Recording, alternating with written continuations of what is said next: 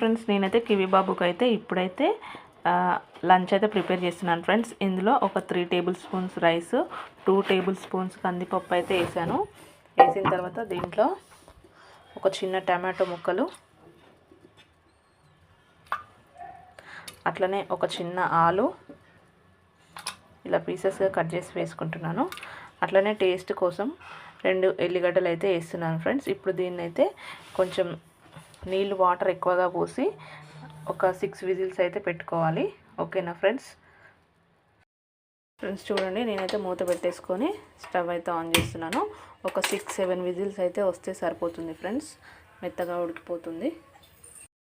ఇగో మెత్తగా అయితే ఉడికిపోయిందండి. నేను ఒక 6-7-8 విజిల్స్ అయితే పెట్టుకున్నాను. మనం వాటర్ పోసేదాన్ని బట్టి, ఒకవేళ 6-7 పెట్టుకున్న తర్వాత కూడా వాటర్ ఉంటే మళ్ళీ ఒక 2 విజిల్స్ పెట్టుకుంటే సరిపోతుందండి. సో ఇదైతే మూత ఓపెన్ చేసిన తర్వాత ఇలా ఉంది. సో దీన్నైతే నేనైతే పప్పు గుత్తితోని కొంచెం ఇట్లా అయితే స్మాష్ చేసుకుంటున్నాను. ఇలా స్మాష్ చేసి పిల్లలకి చిటికెడు సాల్ట్, ఒక స్పూన్ నెయ్యి వేసి తినిపిస్తే చాలా బాగుంటుందండి. ఈ పప్పులు పెట్టడం వల్ల పిల్లలకి వెయిట్ గెయిన్ అవుతారు. అలాగే ప్రోటీన్ కూడా చాలా బాగుంటుందండి. ఒకసారి మీరు ఇలా ట్రై చేయండి. నచ్చితే కామెంట్ చేయండి. నా ఛానల్ని ఫస్ట్ టైం చూస్తున్నట్టయితే సబ్స్క్రైబ్ చేసుకోండి ఫ్రెండ్స్.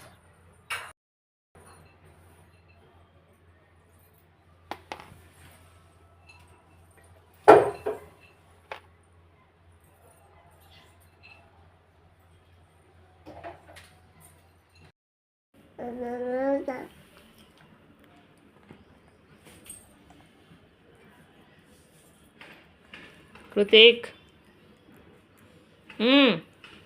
ఇగో